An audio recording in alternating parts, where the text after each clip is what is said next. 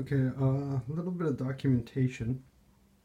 I've been trying to work on rebuilding the 282 Alco locomotive run by the Mount Rainier Scenic Railway up in Washington.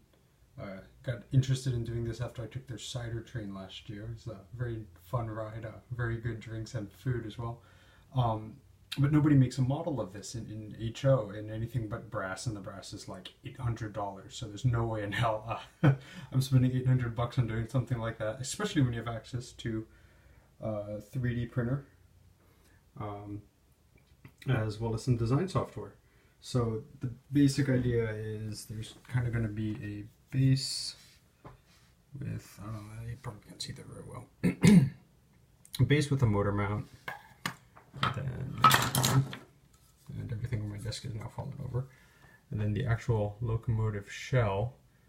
Mind you, this is all kind of based off of eyeballing from the general size of the ties, you know, being, if I'm remembering this correctly, 9 inches, you know, plus the gaps in between.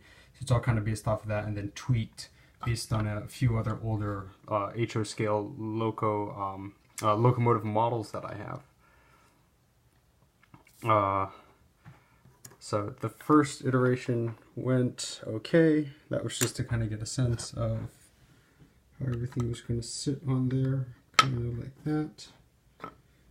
Second iteration, obviously the bottom of this needs to be opened up a good bit, so the motor can actually fit in there, but the motor then sits in there, but I got the measurements on that wrong. So that's actually the proper measurements for mounting one of these little 3-volt motors. Little side note there, I tried wiring one of these things up to my test track. There was a bunch of like sparks on the inside of the motor housing. It started glowing and it started smelling funky, so I'm thinking that motor might burn out if I'm not careful. So eventually I'm going to have to find a replacement, but this is just to see if I can get it done. I think being that HO runs 16 volt DC, I'm finding a motor that will work for that, but in that size will be interesting. But that motor size is actually based off of my little ROV project here,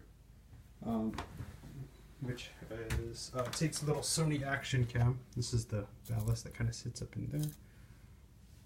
The Sony action cam sits in there, and then the switches, of course, control the forward, backwards, and then kind of left, right, and then up and down of it. And it's all a bunch of 9 volts. So